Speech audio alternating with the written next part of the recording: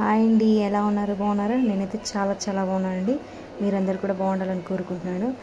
ఈరోజు వీడియో వచ్చేసి సింపుల్గా చాలామంది వచ్చినప్పుడు ఇంట్లో గుత్తి వంకాయ కర్రీ ఎలా చేసుకుందాం చూద్దాం పదండి.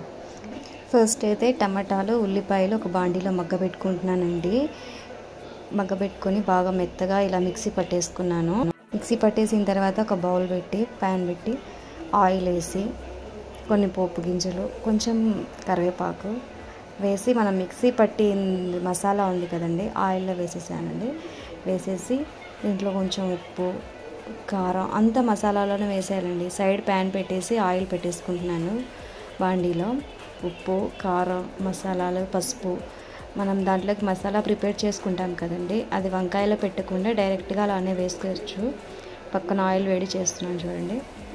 ఇలా ఆయిల్ వేడి చేసుకొని వంకాయలు ఆయిల్ వేయించుకుంటున్నానండి. మొత్తము ఒక్కొక్కటి ఇలా వేయించేసి పక్కకు తీసి పెట్టుకుంటాను. పక్కన మసాలా అవుతుందని మసాలా ప్రిపేర్ అయిపోయింది. ఈ వంకాయలు తీసి మసాలాలో వేసేసాను చూడండి ఎలా ఉంది. సింపుల్గా త్వరగా మనం గుత్తి వంకాయ కర్రీ చేసుకోవచ్చండి. చాలా అంటే చాలా బాగుంటుంది. ఒకసారి ట్రై చేసి వీడియో మీకు నచ్చినట్లయితే ప్లీజ్ లైక్ చేయండి, షేర్ చేయండి, కామెంట్ చేయండి, సబ్స్క్రైబ్ చేసుకోండి.